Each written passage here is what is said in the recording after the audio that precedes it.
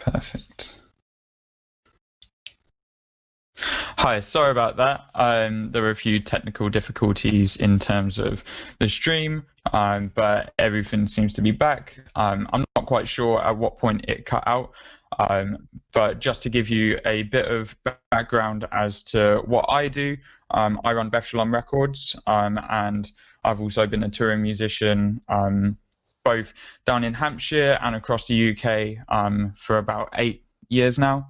And I've played the lounge bar quite a few times, which is always a joy. But today I'm going to be talking a lot more about my record label, Beth Shalom Records, how I run it, how you can prep your music for release, and also how best to approach a record label like myself. So just to give you a bit of background of the record label, I set it up when I was in college in 2014. And I set it up merely for the purpose of releasing my own music. A friend of mine said to me that this was while I was considering pitching to other record labels. They said that I'm basically already doing it myself. At that point, I was releasing my music digitally. I was making physical copies, mostly by hand, and I was also seeking press features and stuff from either local blogs or national blogs.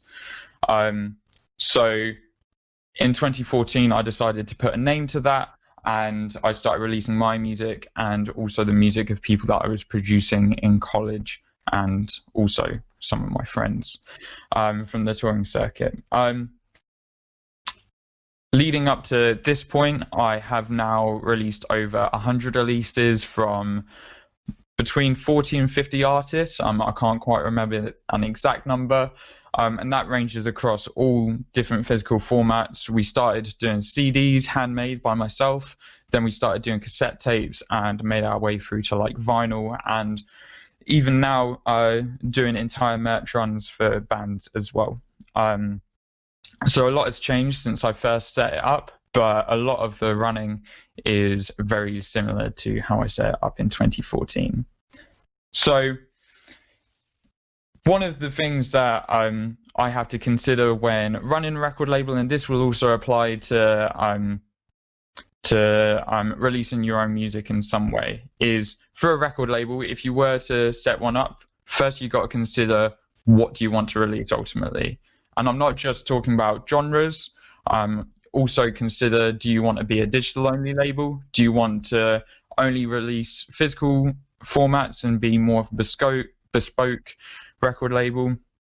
That's all things to think about. So for Beth Shalom Records, we started off releasing sort of like singer-songwriters, then we did some sort of psychedelic stuff, and we kind of like realized quite early on that, well, as it was just me up until 2020, I kind of realized that I wanted the label to express what I listened to ultimately, and that was a lot of things. I grew up playing in orchestras, so I had a classical background. I'm classically trained in guitar and euphonium, and so that world was something I was really into listening to, all the way through to like hip hop, metal, whatever.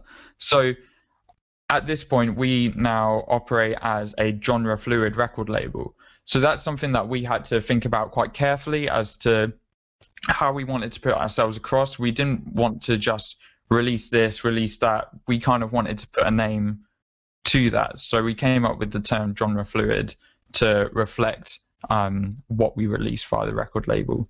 But you might want to concentrate just on what your circle is. You might only be playing hip hop or performing in indie bands and on indie lineups. So you might want to concentrate on just releasing that and building a reputation within that circle. Or, like myself, you might want to sort of stretch that a bit. In terms of formats, this is where it can get a bit tricky and money comes into play. I was fortunate enough to find a digital distributor that I was able to distribute for free. So all they would do, they would take 15% off the top of anything that was made, and I could upload an unlimited amount of music. Obviously, as a solo artist and merely doing that, it worked well, but and so does other things for other people who are just releasing maybe something once every 6 months, once every year. But finding this digital distributor really helped me to push the record label to know that I could release up to 2-3 releases each month, as opposed to having to spend like £9 per release like some people do with their digital distributor. So physicals, I was able to gain a lot of finances from selling online and just digitally. So I was able to raise funds to put together some handmade CDs, and I sold those mostly at gigs and also online. But then I started to work with bands within the DIY sort of punk emo scene, and tapes sell really well as a smaller format. So I decided to start making some tapes, and they are super cheap to make. You can do them yourself if you have a tape dubbing machine, or you can get them done by a professional for pretty cheaply as well. You might even want to concentrate on just releasing vinyl. That is something that we're trying to do as our main format at this point, mainly due to the resurgence of vinyl in the last decade or last 2 decades. But for me, that's what I collect. That's what I love listening to music on. So ultimately, that's what I want to hear bands that I release on. So that is a lot more expensive, and most places you can only get about 250 as a minimum made, and even then you're looking at about £1,200 to do so. So in terms of cost to do a release on vinyl, they are a lot higher than it would be to hand make CDs or even to just put together a run of cassettes. Also, if you're setting up a record label, consider what services you can offer. Have you managed bands before or done PR? Have you booked for bands? All of that is something to consider. And for me, I had been booking my own shows for about 3 or 4 years by that point. So when I started working with other artists, I was able to say, oh, I can get you small gigs here and there around the time that we put a release together. Or there were some Australian and US bands, which sadly ceased to be, that I was working on tours for before they split up. So that was something that I was personally able to offer bands that signed to my record label when I first started. I knew that was something I was competent in. I've done about 300 to 400 shows overall in my solo career, and through that I made a lot of contacts, which I was able to offer and book shows for bands. And if you've done PR before, that is a big seller, particularly at this time when everyone is trying to shout louder than each other. Having PR and having press outlets support you is a huge thing, and I know that it's something that is hard to get, even as a record label which I consider is fairly established at this point. It is still hard to get people to gauge with smaller bands, even if they are fully aware of your label and your reputation. Another one is to consider is, have you ever released your own music before? Like me, you might be a musician who wants to set up a record label, but you might just be someone who loves music and just wants to help people get their music out there. I'd say that releasing my music was a big help when I first started, due to the contacts that I had, and also the distributors that I had already formed a partnership with. It was very easy for me to then use those contacts for other people's music. If I was coming into it completely fresh, I don't think I would be where I am at this point, and I think it would take twice as long for me to get there. But at the same time, if you are business driven and business minded, then like I have started to learn to do, you might look to sort of get services in externally, whether it be PR, do your research in terms of distribution as well. each one might not suit you. They might work better for people working in indie circles, and others might work better for those working like metal and hardcore circles. So do your research on that if you are coming into running a record label completely afresh. So another thing, if you are coming into running a record label, speak to someone who has already done it or who's already released their music before. I've done a number of lectures and a number of panels in the past, and I have always, or most times, had my email up on the screen behind me. And the amount of emails that I've got after that point, and to sort of discuss with people, even just like artists wanting to know how best to like release their music. I've had a number of those, and fortunately I've been able to help them in some way. So yeah, speak to someone who has already done it. That is one of the best things that you can do. Even after running my record label for six years now, I'm still asking people who I admired when I was growing up, like Alco Pop Records or Big Scary Monsters. I'm fortunate enough to be friends with them now. So it's always useful, no matter where you are down the line, to get advice. I can't stress that enough. I think that leads in quite nicely to prepping your own music for release.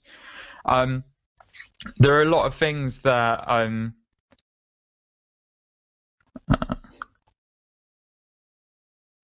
I'll say that at the end. I'll let you all know where you can find me.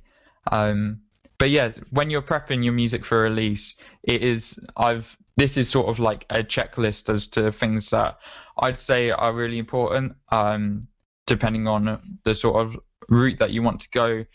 Not all of it will apply, and it also depends on your level as well, I'd say. So in terms of prepping your music, things to consider is, have you performed live before, or have you done anything in music before? I'd say that usually it's not the most important thing to get music out before you do anything. Even if you've just played live at, say, a talent show or something like that, that's what I started doing, and you've got like a live video from that. I got a few of my first gigs from sending them that video. Or if you have some demos that you might have knocked together, say in lockdown, for example, you can easily send those to promoters, just to sort of demonstrate what you can do. And then once you do have your music ready, make sure that you have like lossless files and MP3s, because like certain people will want the lossless files, particularly if you're doing physical media, and also for digital platforms. And then places like BBC Introducing, if you want to go through their portal, they only accept MP3s as far as I'm aware. So it's important to have the right formats for your music as well. So it's really important to remember that. And then other things around your music as well. Artwork is a very important thing to consider. Whether that be like maybe using a promo image that you've got and putting some text on it, or maybe even if your friend is a graphic designer or an artist, maybe hook up with them leading up to your first release. Just make sure that the image is eye-catching and you feel that it portrays the message of your music in some way. Because if you think about it, when you're scrolling through Spotify or you're scrolling through your Facebook or Instagram feed, you don't hear the music straight away. So a lot of the time, like even in record shops, when I go and browse, the first thing I see is the artwork. If it's eye-catching, that is something I'm going to pick up. I'm going to look at it. If it's online, I might listen to it, might explore the band a bit further. But if it's just really basic, which some of my early artwork was, and I do hold my hand up to that. But if it's not eye-catching, a lot of people aren't going to like click on that record or pick it up in a record shop, particularly if they don't know the name of the artist or know you or even what style it is.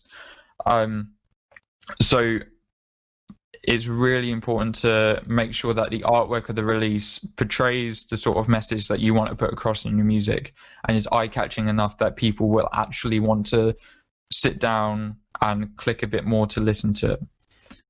Do you think that conforming to stereotypes and genres is a help or hindrance in general? That's actually a really good question, and I wouldn't necessarily say that you have to conform to stereotypes in certain genres. I know that obviously you've got like death metal, that is a very that has a very striking stereotype in terms of their artwork, the type of logos they use. But then, like nowadays, you see a lot of indie artists, like say Phoebe Bridgers, using death metal fonts for like merch, and even on stage. Like at one point, their drummer Skin had like Phoebe Bridgers in like a death metal sort of like spider web like kind of font. So I don't necessarily think it is specifically important to conform to stereotypes. I also don't necessarily think it's a hindrance either. And I say that because if you release a indie record and you've got you have like death metal imagery, a lot of the people who would probably enjoy that record might be turned off by the idea of picking it up or clicking on it due to the image. So there's a lot of, it is a very difficult subject, and for me personally, if the imagery is eye-catching enough, and as someone who listens to a lot of different genres, if the imagery is eye-catching enough, I will probably click on it and either explore the band or even listen to the record. I hope that makes sense in some way. But yeah, and leading on to another point in terms of imagery, make sure you have plenty of promo shots. Live shots as well work really well if you're able to get them.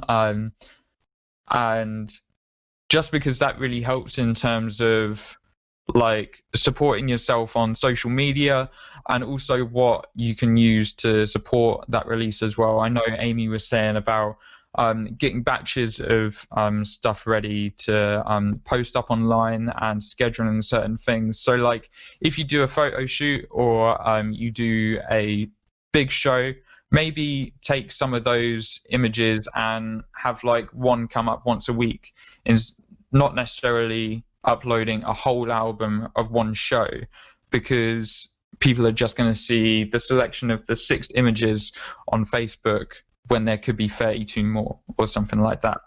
So I think it's really important nowadays to really, like, I hate to say it, but to play the game of social media.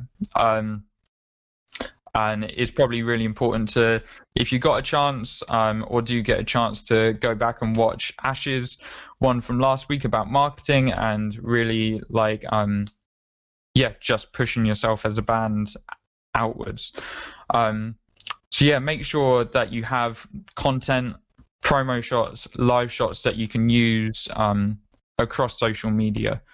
I know that for me, as someone who does PR and takes care of all our record label social media, before I start a campaign, I will create different Google Drives folders for promo shots, live shots, even candid shots of the band during like maybe the recording process or something like that, just so it gives myself, it gives the press, it gives the band loads of content to work with throughout the campaign.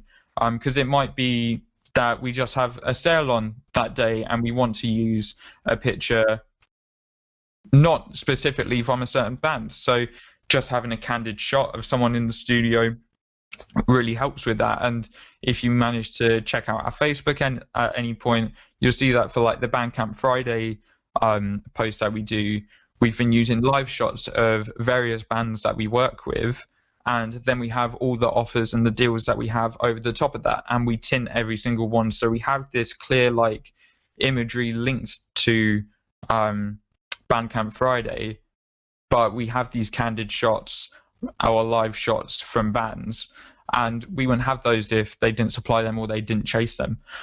So we wouldn't have the content if that content wasn't created.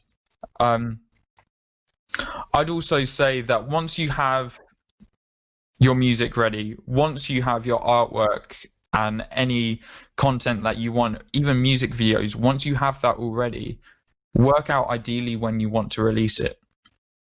I know that for me, and when I work with bands, I will sit down, have a call or have a coffee and say, right, when do you want to release this? And we can work backwards from there.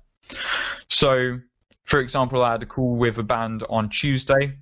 They are finishing off their first album in February.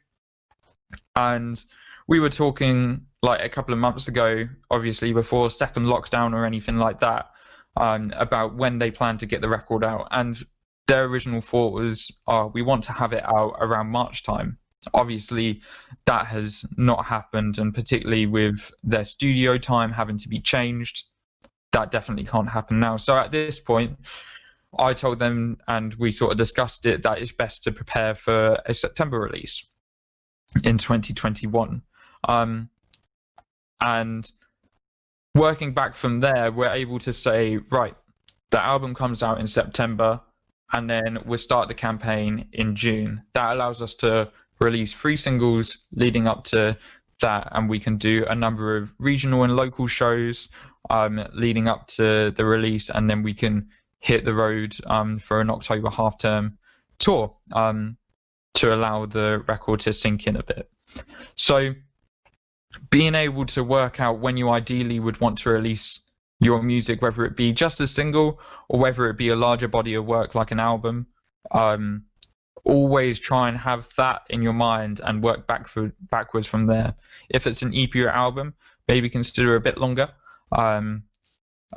just because that way you can allow for more singles to come out leading up to that release. But if it is just a single track, you don't need as much time.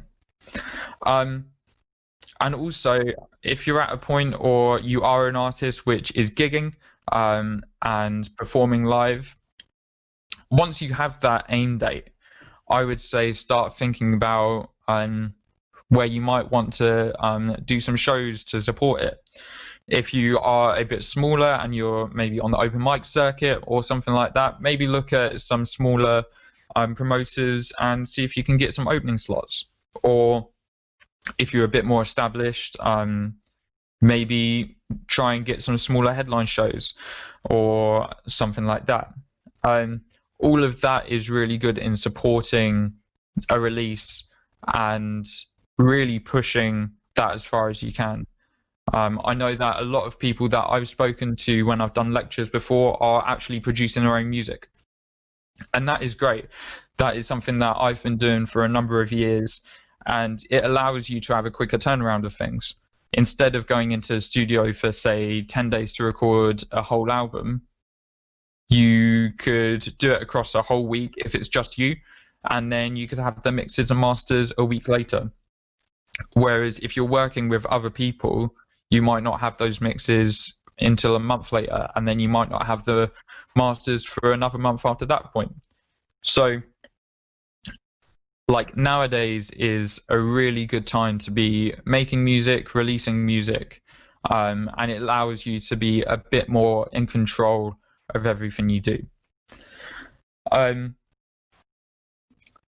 So yeah, say if you don't want to release your music independently, and I know there are a lot of people who don't, and they do want to sort of team up with, or even like create a team around them, whether that be booking agents, managers, press, even a label. That is something to also consider in the process of preparing your music for release. And also, if you are considering going down that route, consider holding off a little longer. That aim date, if you're pitching to labels, do it when you have all of that content and all of those materials together. Make an EPK. I know Kieran mentioned that last week, and EPKs, you can set it up on your website as like a secret link. You can set it up as a PDF.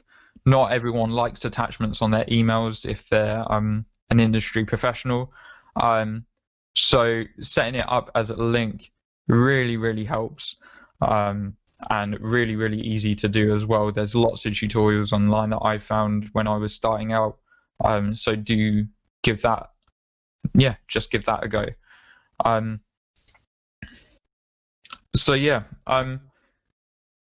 Make sure that aim date isn't too soon if you are looking to approach managers, booking agents, press, and labels, because that process of pitching could take 6 months in itself. And I'm managing a band at the moment, and we're pitching to a number of labels. I'm not going to be working on this release as a record label. I'm going to be solely a manager. And even now, they've had the record masters back for about 2 months now. They've been preparing all the artwork, all the promo shots, and it was only 2 weeks ago that we started pitching, just because it took so long to get all this, and we knew that we needed to have it all ready to pitch to these labels. And particularly running the label, I know exactly what it's like when people pitch to me and how long that process of going back and forth with what the artist might want, what best will work for the record label, because record labels are not an endless pot of money, sadly. Like, people will probably pitch to a label or pitch to me and will instantly want their record on vinyl and think that is what we are here to do. But a lot of the time, these bands have 100 likes on Facebook, haven't gigged before, and it's like, for us, how are we going to justify pressing 300 records when they might not even have that kind of fan base yet? So make sure that when you are preparing everything, you don't jump on it too soon if you are wanting to pitch outwards. And that kind of leads me quite nicely to how best to approach a label. I'm just going to have a drink before I start to go into this, because it's a bit of a big one.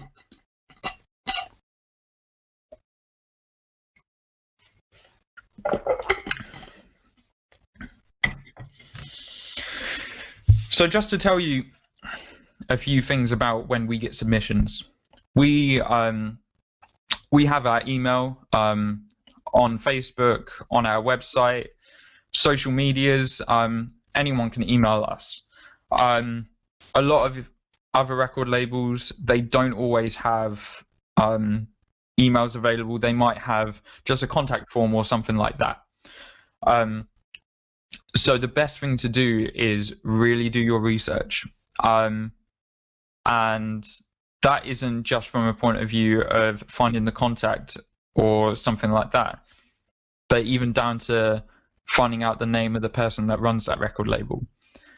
The amount of times that I have been approached by artists and they've said, "Hi, Beth, that is not my name. My name is Joe."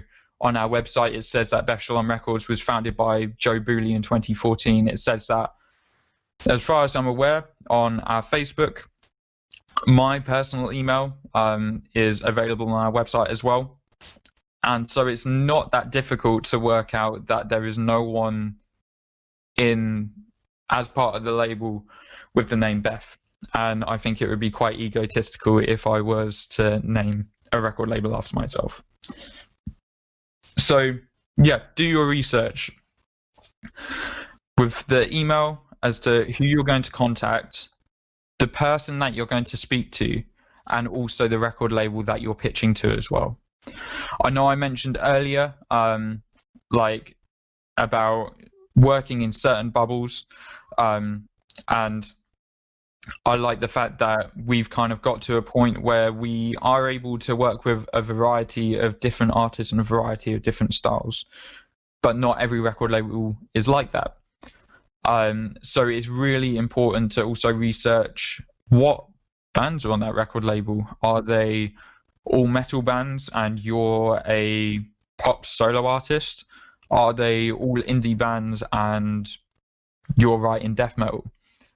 It's seriously important to do your research, because that is the difference between someone actually reading your email or deleting it straight away. And I'm sorry to say that that does happen a lot more than you'd expect. And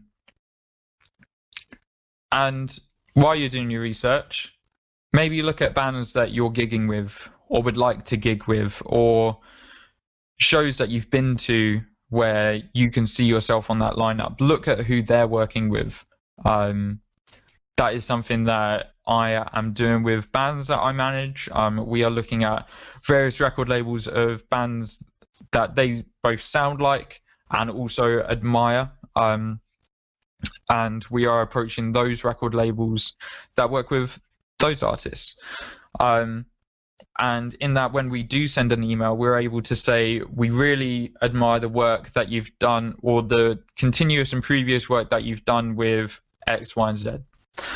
And so that shows that either you are a fan of that record label, have been following it for a while, and are aware of the bands that they work with, as well as the style that they work with. But there are times where I would say that there is a slight exception, like my record label, or a label like Alcopop. Big Scary Monsters is another one. There are a number of record labels which it's hard to distinguish what genre they work in. So, but I think at points it is still fairly obvious that if you are someone who is making sort of hip hop beats, that maybe Big Scary Monsters or Church Road Records or Sargent House or something like that isn't the place for you. Look at their roster, look at their videos on Facebook, their videos on YouTube, and you can see quite easily if you see yourself or the music that you do on that record label. And don't just pitch to any record label. And this goes for the same as promoters.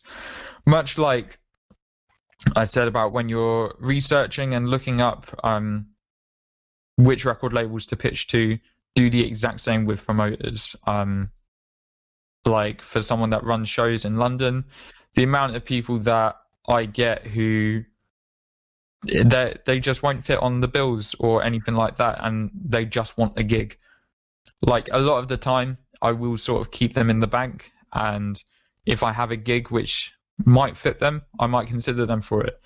But if they want to support, say, someone like Blanket, who is a post-rock, like an orchestral post-rock band, and they are a hip-hop artist, that isn't going to work.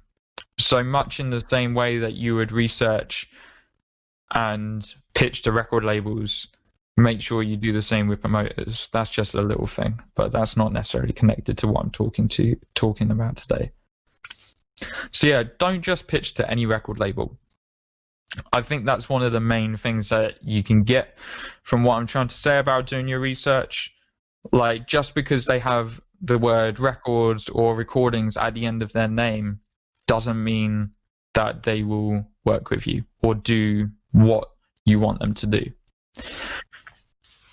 That is something that I get a lot of people just wanting their music released, and like it is quite difficult, and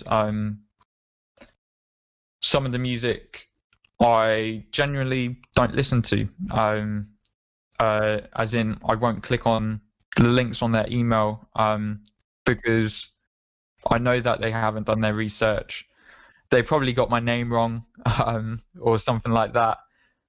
And another thing is like I might be CC'd in with like 100 other record labels. There's some quite funny stories that I've told before, of where a band pitched to my record label along with about 100 other record labels, and everyone could see each other in the CC of that email. It wasn't like they blind copies. They might have meant to be fair, but they copied us all in. So whenever one of us replied, we were able to see what that person was saying, and the whole thread ended up just being like other record labels saying hi to other people in their field, and it was quite nice. A couple of those record labels I've actually kept in contact with, or even struck up partnerships with on certain releases. So it's quite funny how like little mistakes like that can also create partnerships. Maybe not the right ones or the ones that that person was after, but yeah, it's quite amusing, and there are some other funny stories.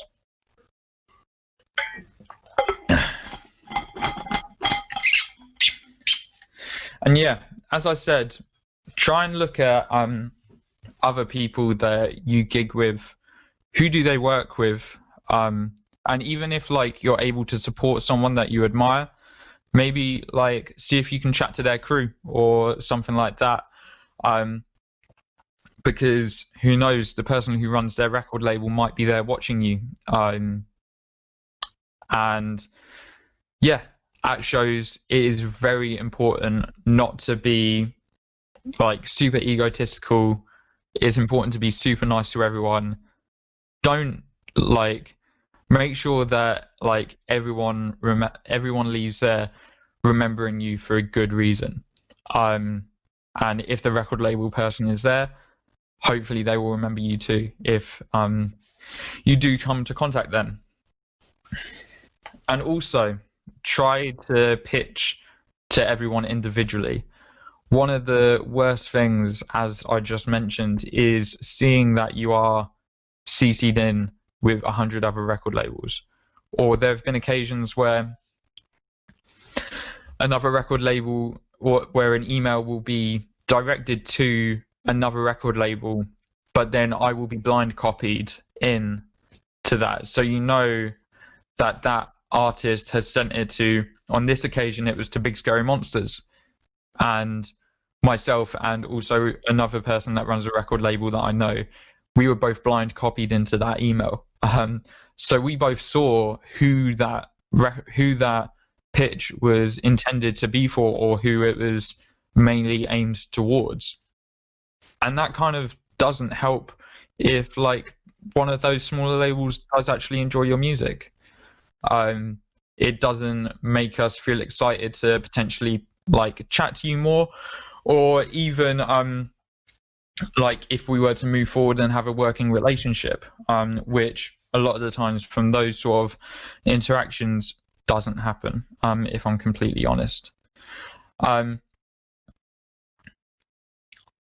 Then when you actually come to write the email, think about everything that you've done leading to this point. Make sure that you refer to them properly. And that also includes now, like, consider people's pronouns as well. I personally go by he, him, but there's a lot of other people that run record labels who might not go by binary pronouns. And that's something that is really important to consider if you were to refer to someone in an email.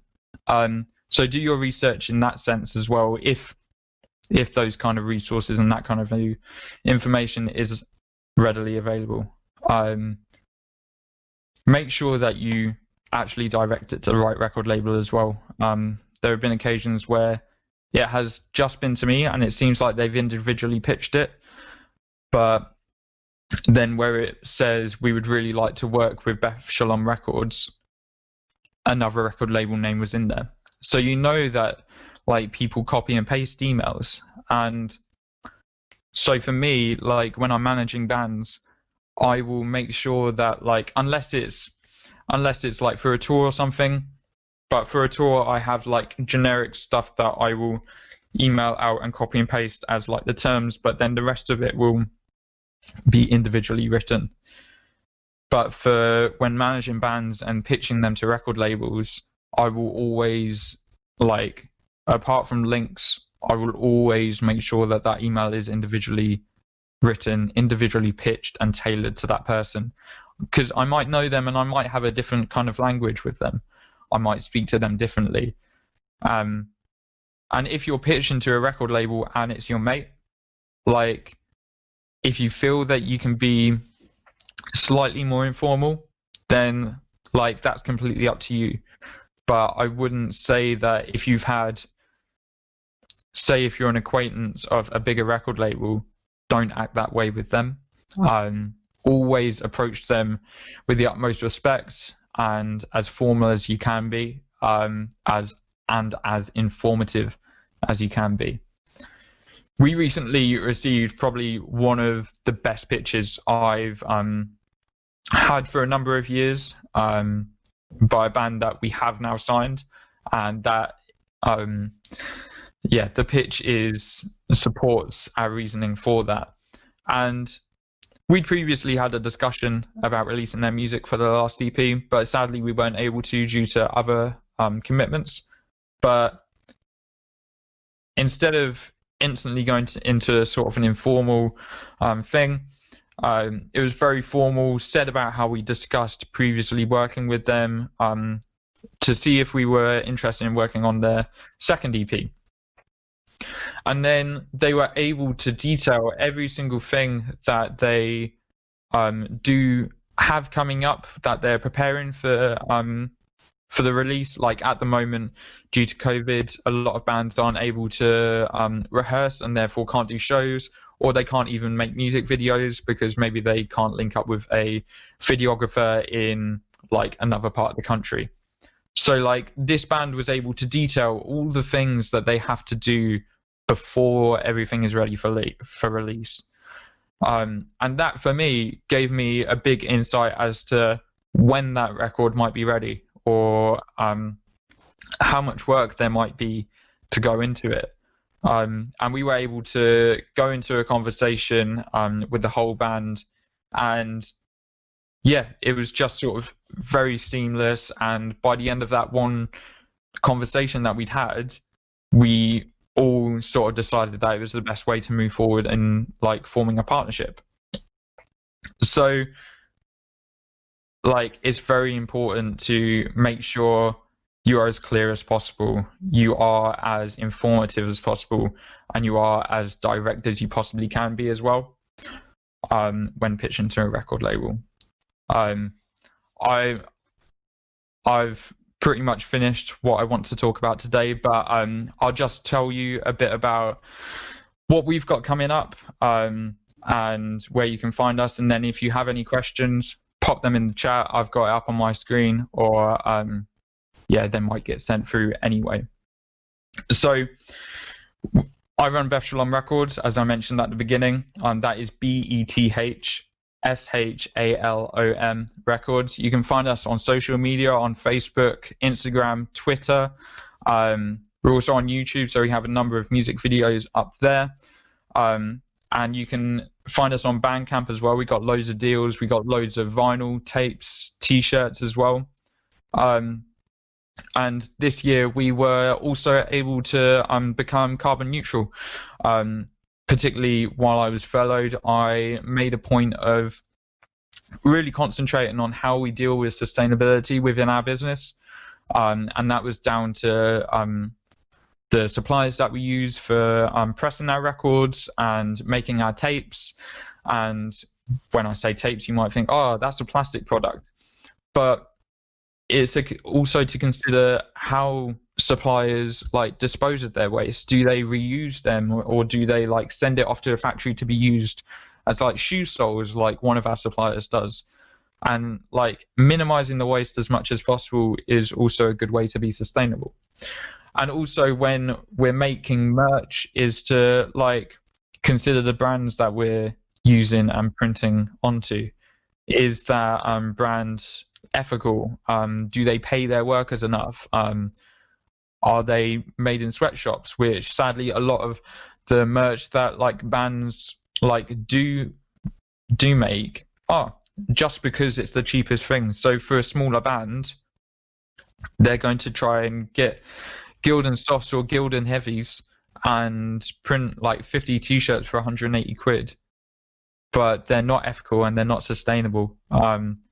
Whereas if you pay £50 extra, you can get some really good Stanley and Stella t-shirts. No Sweat is also another one who is sort of fighting against sweatshops. So that is something that we've worked really hard on this year. And if you head over to our socials, you'll be able to sort of take a look at what we do have and what we do offer in terms of that. And from 2021 onwards, we're going to be putting up like little things of like how that impacts our world and like the certain suppliers that we use, and also how we are carbon neutral and the sort of farmers and stuff that we work with to offset any of our carbon that is used. So yeah, and then for myself, you can check out my music if you really want to. My name is Joe Booley. That's Booley. I've played the Lounge Bar a number of times, and it's always been good fun. And so you can find me on Bandcamp, Facebook, Instagram, whatever. I don't personally gig as a solo artist anymore. I hope to at some point again. I haven't released new music for about 2-3 years now, but I'm part of a hardcore band called American Sign Language. They're mostly down in Plymouth. I'm in London, so this year has been a bit quiet, as you can imagine. But yeah, if you do have any questions, pop it in the chat. I'll stay on here for a couple of minutes. And yeah, thank you for listening, and I hope all of this is helpful.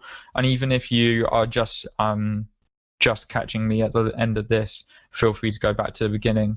And if you want to email me, I'll just put my email in the chat as well. And you're welcome to shoot me any questions if you find me on social media. Drop me a DM, and yeah, I'm more than happy to help you on your journey in releasing music.